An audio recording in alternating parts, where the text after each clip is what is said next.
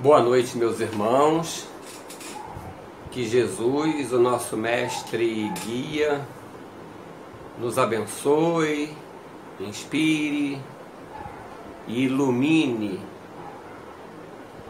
para que as nossas reflexões da noite de hoje possam ser proveitosas na nossa compreensão, na nossa assimilação do conteúdo, mas sobretudo no nosso comprometimento a colocar em prática cada uma das proposições e exemplos que encontramos na mensagem vindas do nosso Mestre Jesus. Eu me chamo Marcos e hoje, dia 31 de agosto, a partir das 20 horas, pela Congregação Espírita André Luiz de Comendador Soares, estaremos estudando, analisando, refletindo sobre o tema politeísmo e sacrifícios. Esse tema é contido no segundo capítulo, que trata de lei de adoração, da terceira parte, que trata de leis morais, do Livro dos Espíritos.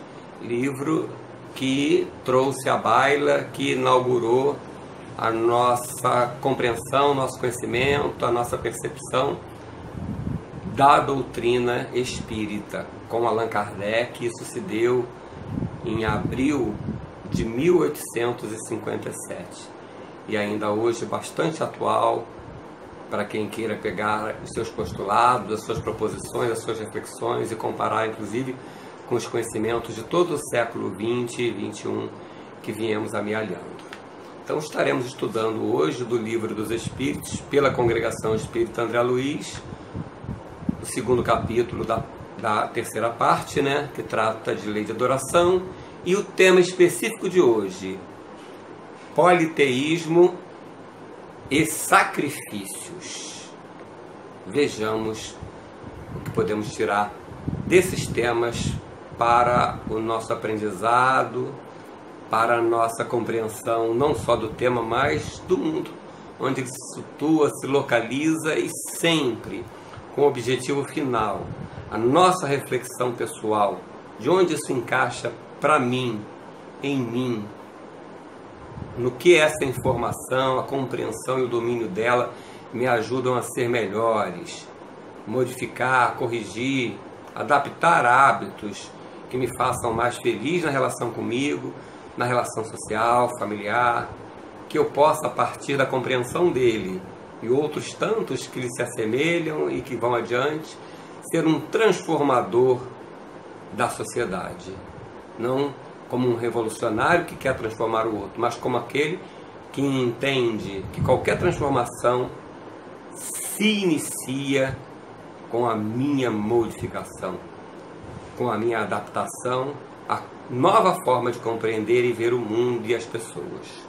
Esse é o nosso objetivo final, sempre. Essa é a proposição final da doutrina espírita. A educação pessoal, que como consequência trará uma sociedade mais educada, mais adequada, mais feliz, mais respeitosa, praticando na essência, em profundidade, a proposição daquele que veio à Terra como um irmão mais velho, Jesus, trazer para nós os exemplos de amor e de perdão, e que nos propôs que amássemos uns aos outros como Ele nos amou, e que amássemos ao próximo como gostaríamos que Ele nos amasse.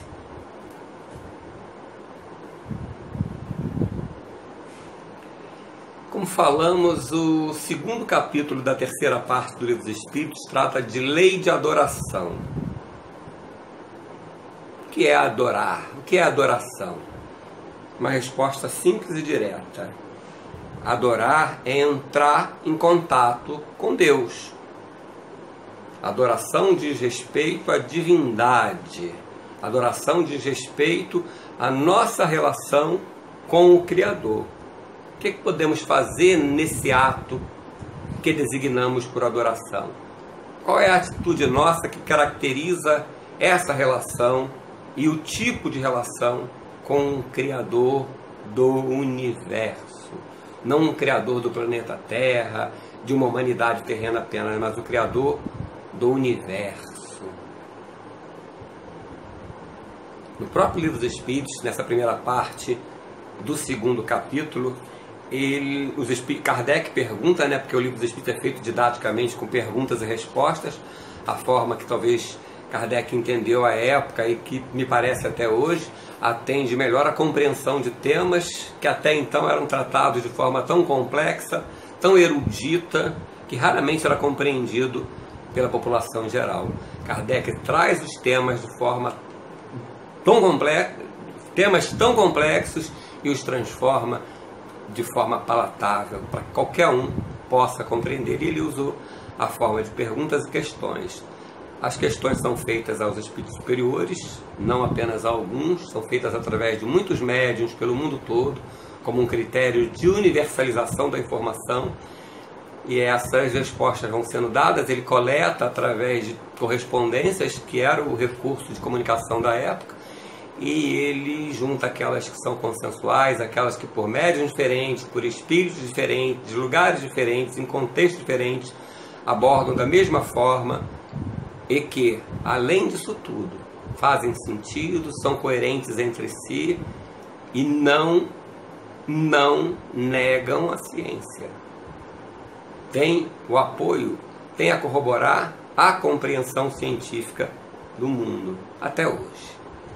Então, Kardec pergunta aos espíritos: quais são as 3 coisas que podemos realizar pela prece? A prece é um ato de adoração. Quais são as 3 coisas? E os espíritos esclarecem.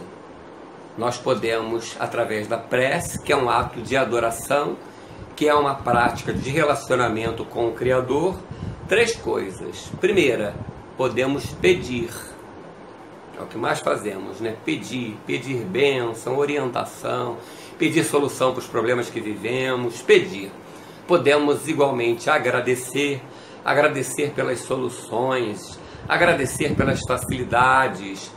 Igualmente, a partir do momento em que compreendemos o objetivo da vida e as peculiaridades, as estratégias da vida para que possamos com ela aprender, agradecer inclusive pela dificuldade, que nos faz mais fortes, que testa a nossa resignação, a nossa fé, a nossa confiança, e que igualmente nos impulsiona para frente.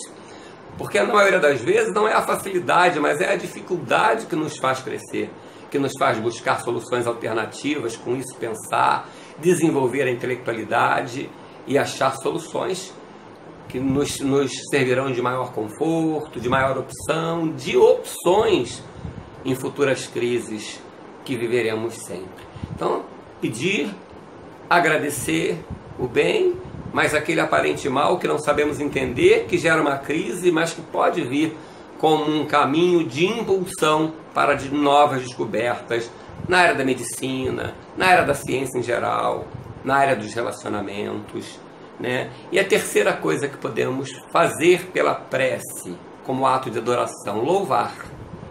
Pedir, agradecer e louvar. Louvar é uma forma de reconhecimento da justiça divina a partir da compreensão das suas leis. O louvor não é um agradecimento, uma glória dada inutilmente, vazia, sem sentido de ser.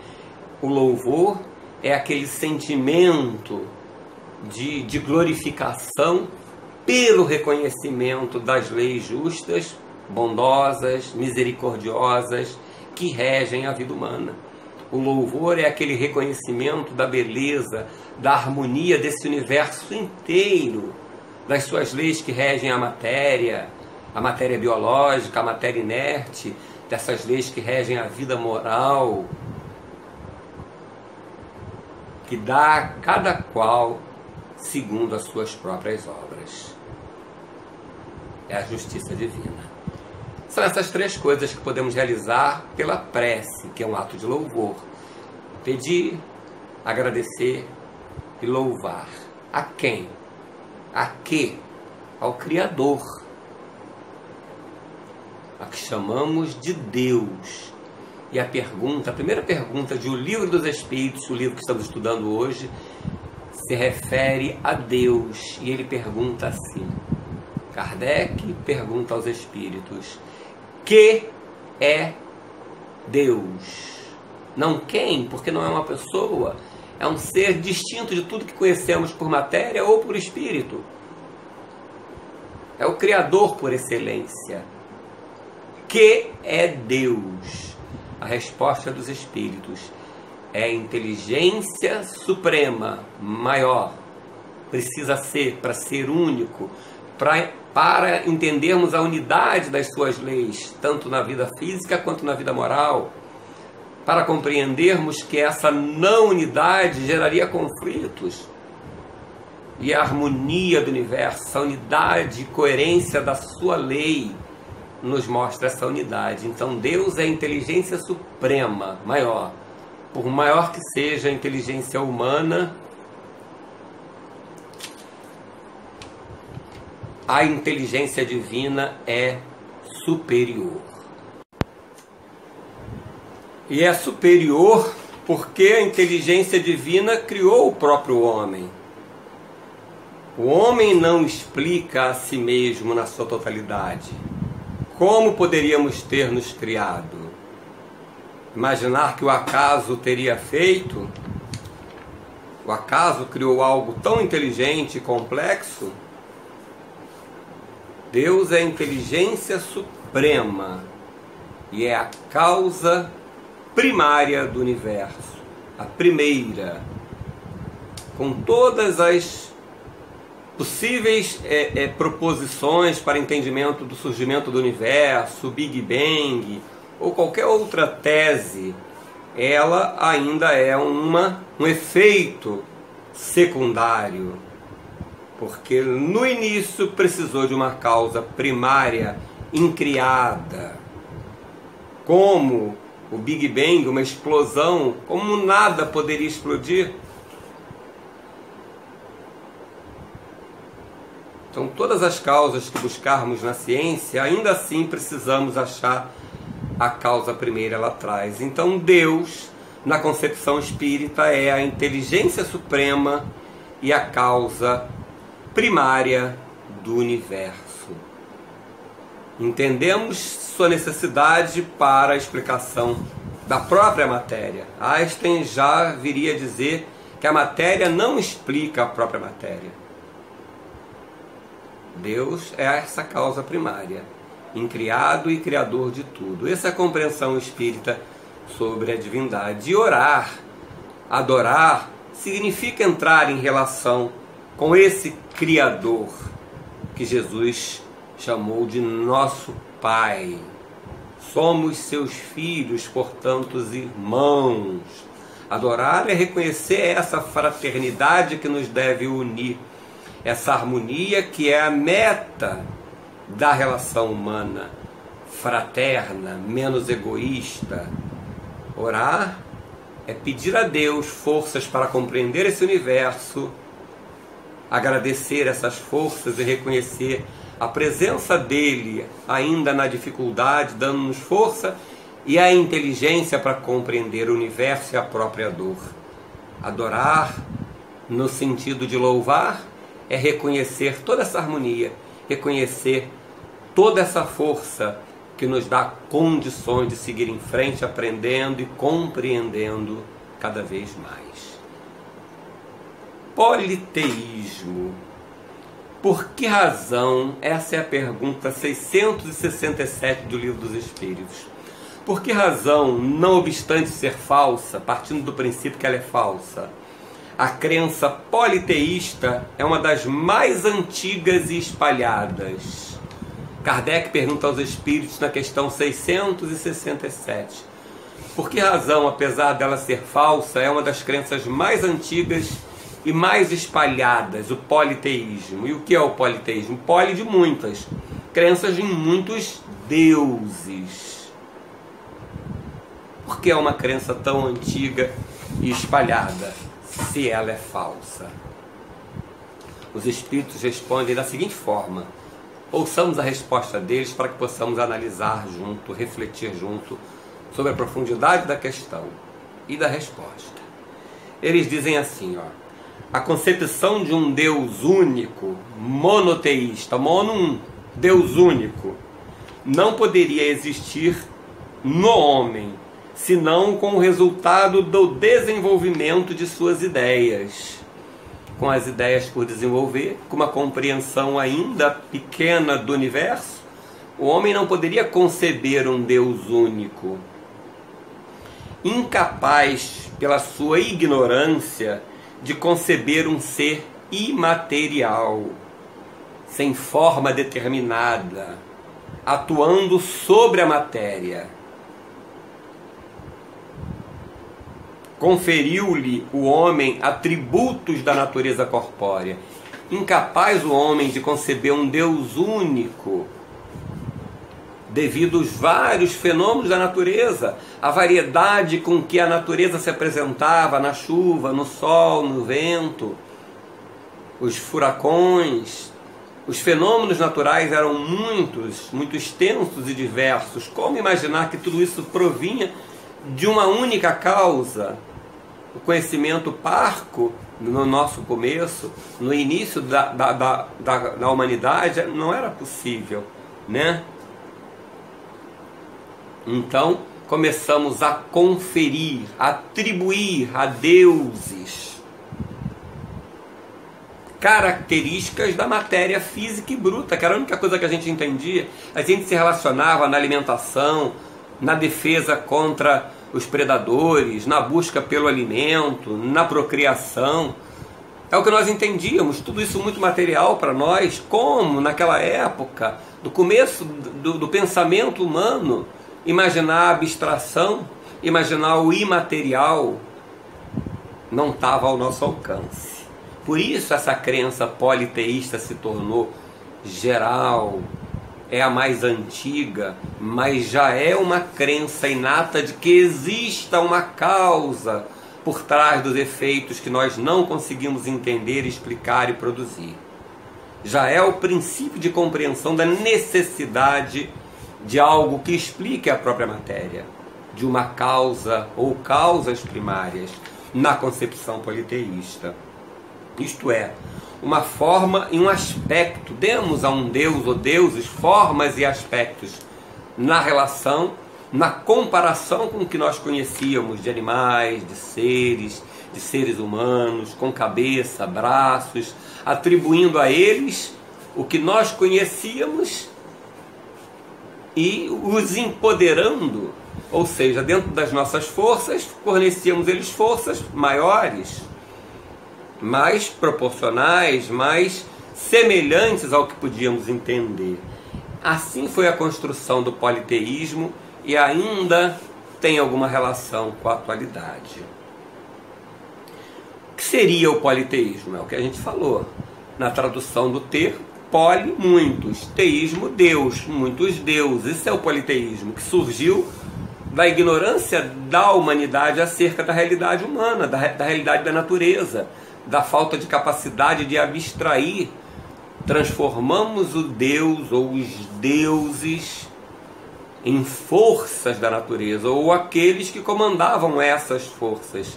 Imaginávamos homens muito fortes, muito inteligentes, superiores a nós, porque nós não éramos capazes de reproduzir esses fenômenos, e um Deus para cada fenômeno, um Deus para cada ocorrência, cada fato que nos chamava atenção, que era maior e incompreendido por nós, atribuíamos a ele uma causa de uma divindade específica. Qual o fundamento do politeísmo? Ainda aí na resposta. O fundamento dele é a incapacidade humana daquela época, e ainda hoje não estamos tão distantes de abstração, de conseguir entender algo fora da realidade que nós víamos, buscar de forma mais profunda a raiz que não estaria necessariamente na matéria, estaria fora dela. Esse é o fundamento do politeísmo. Kardec ainda pergunta uma outra coisa interessante ainda acerca dos motivos que causaram a compreensão politeísta na humanidade. Ele pergunta: teriam sido os espíritos desencarnados confundidos com deuses, além dos fenômenos naturais, chuva, vento, sol, furacões, que eram fenômenos acima da nossa compreensão e do nosso poder, que imaginávamos existir por trás desses fenômenos deuses que os comandavam? E à medida em que também fomos compreendendo os sentimentos humanos, o ódio, a vingança, o ciúme, o amor, imaginávamos igualmente deuses representando cada um desses sentimentos, Deus do amor, que seria capaz de criar e sentir esse amor muito maior do que nós éramos capazes, de ser muito mais violento, muito mais forte, muito mais vingativo e poderoso. Assim fomos atribuindo a cada Deus um poder específico, um sentimento humano ampliado específico, fomos criando as divindades.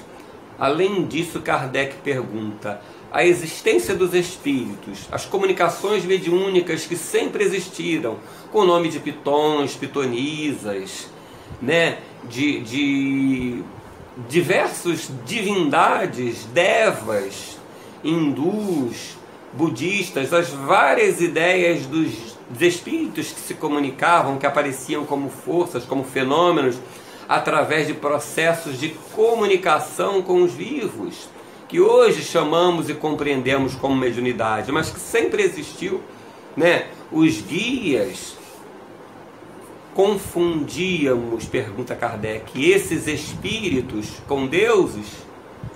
Responde aos espíritos: sim, também.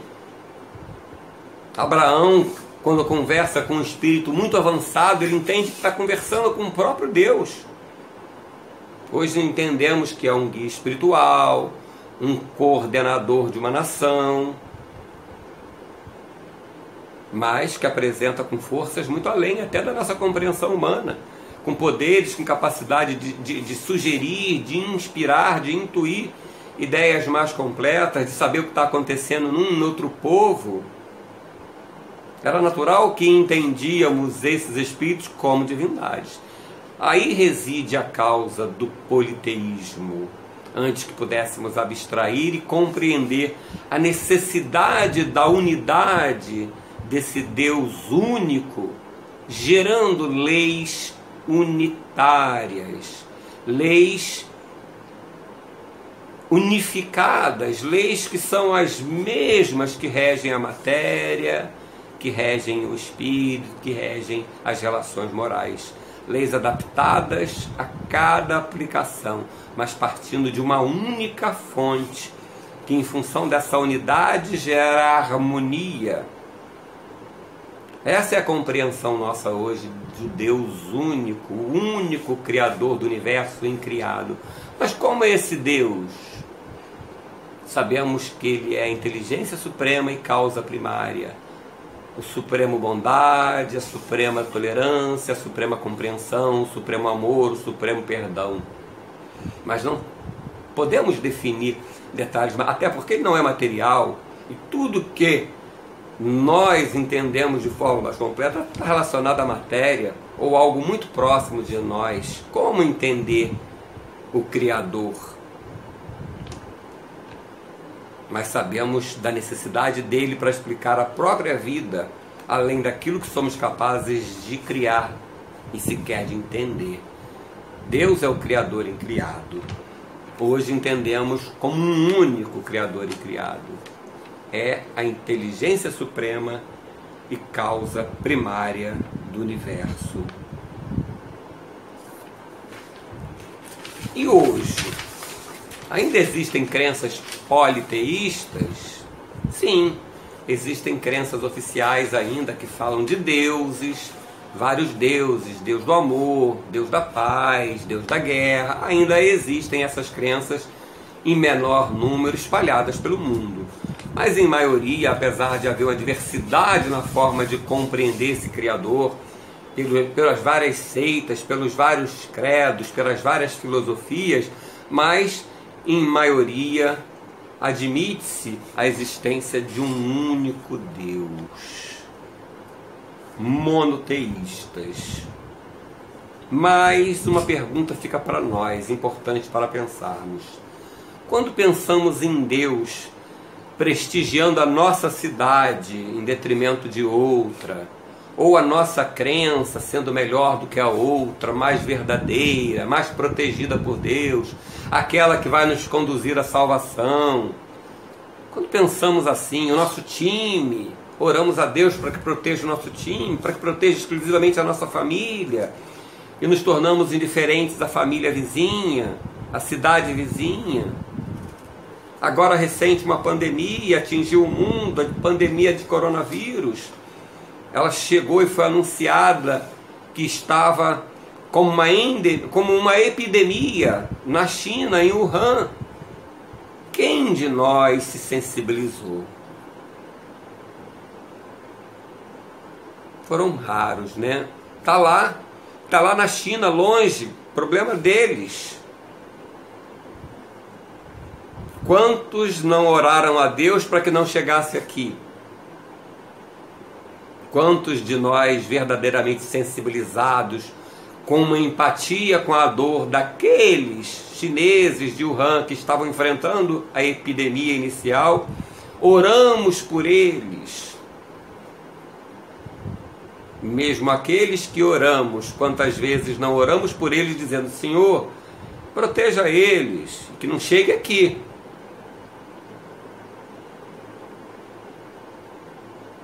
Não é ainda uma forma de achar que existe o meu Deus?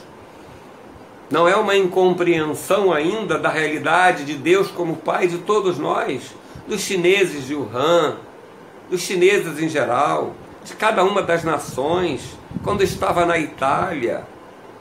Estivemos sensibilizados ou só preocupados de que ela chegaria aqui?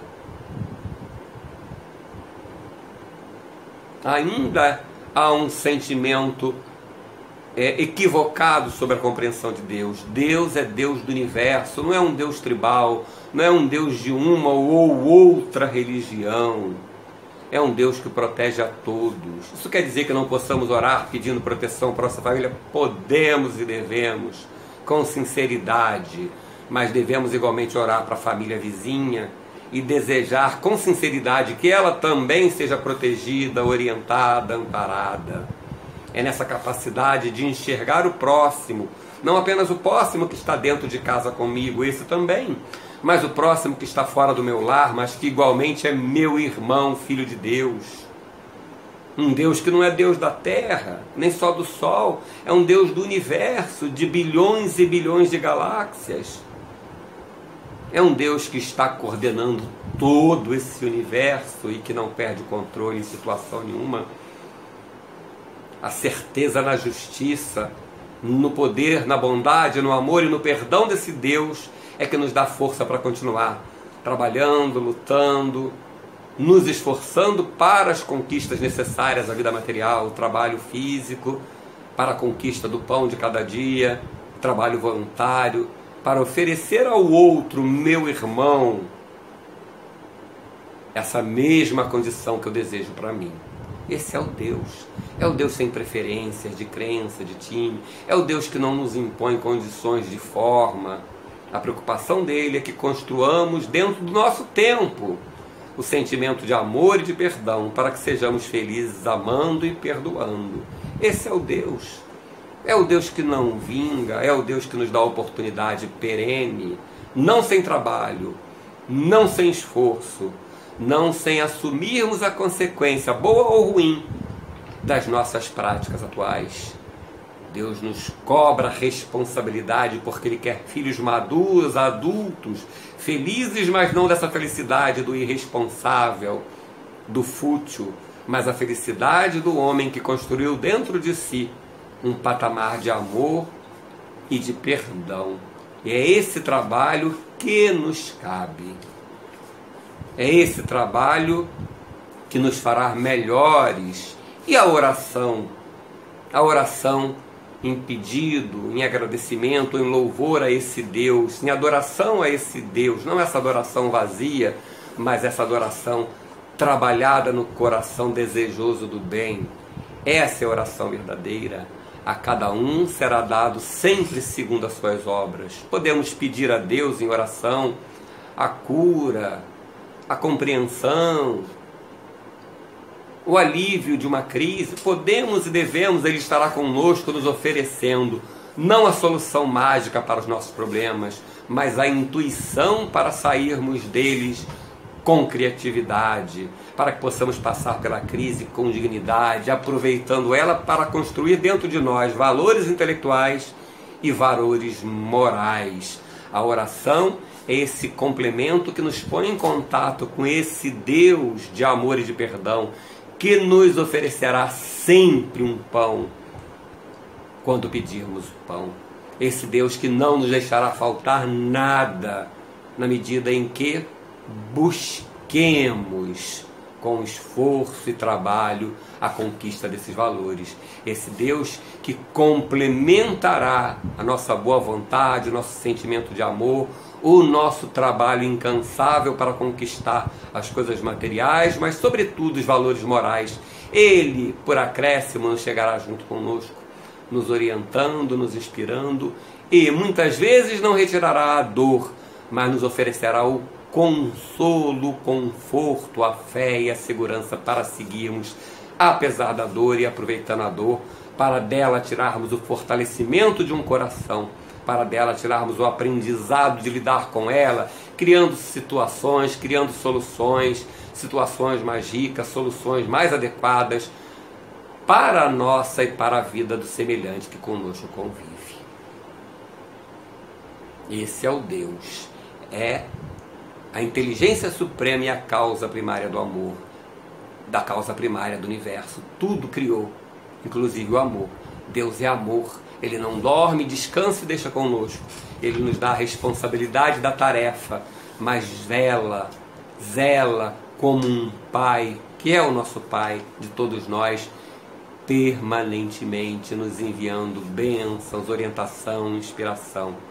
Cabe a nós atentarmos para essas orientações que chegam em forma de um amigo dando uma ideia, de um livro que lemos dando um conselho adequado, de uma inspiração que surge na nossa mente em forma de uma melhor ideia e a gente às vezes não adota, a gente às vezes adota naquele raciocínio que pensamos que são as duas ideias nossas, muitas vezes elas vêm dos espíritos sob orientação de Deus. É esse o Deus para quem podemos pedir com consciência, com responsabilidade, aquelas coisas mais adequadas, estarmos atentos para compreender o que Ele nos oferece, sempre o melhor para nós, nem sempre aquilo que pensamos que viria, mas certamente, à medida em que passarmos com tranquilidade, com resignação pela situação, entenderemos mais lá na frente que foi o melhor, que nos fez crescer, nos fez evoluir, nos fez construir a nós mesmos equilíbrio e fé, força, amor, coragem, tolerância, compreensão, perdão.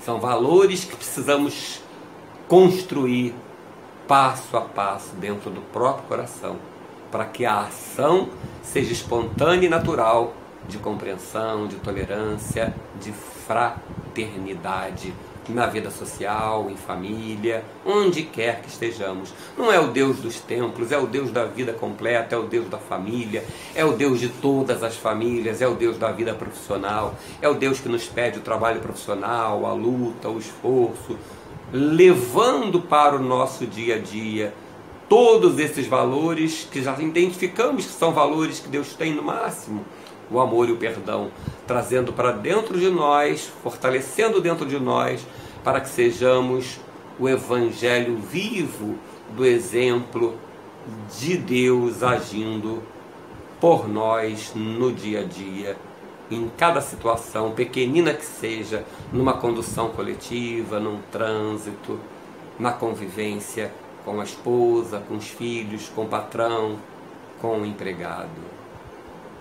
A oração é esse contato permanente, é esse diálogo que precisamos apenas estar atentos para ouvir a resposta e seguirmos em frente confiantes, para que a adoração, como louvor nasça espontânea desse coração reconhecido da presença permanente de Deus em nossas vidas. Precisamos sair desse Deus tribal que está para proteger um grupo ou outro. Precisamos identificar esse Deus do universo, Pai de todos nós, que deseja que amemos uns aos outros como Ele nos ama a todos e na medida em que desejamos que os outros nos amem e respeitem. Que possamos encerrar essas reflexões dessa noite, levando para o resto de noite, nosso sono, essas reflexões. E igualmente esses sentimentos, pedindo aos nossos irmãos superiores do plano espiritual, ao nosso anjo da guarda e ao próprio Jesus, nosso mestre querido, e a Deus acima de tudo, que nos inspire, oriente e que na noite, durante o sono, possamos tirar um tempo para refletir sobre essas questões. Para tanto, desejemos, peçamos isso a Deus antes de dormir, que possamos tirar 10, 15 minutos para pensar no nosso dia, refletir sobre esses valores que precisamos construir, que ainda não construímos, pensar como podemos fazê-lo, criar estratégias e igualmente pedir para que à noite, também desprendido do corpo físico, sejamos capazes de visitar talvez escolas do espaço, mas sobretudo que possamos, durante a noite, despertos desse corpo físico, refletirmos mais profundamente sobre esses valores que precisamos construir dentro de nós e assim rogando a Deus que nos dê essa força necessária para complementar as nossas deficiências na conquista desses valores.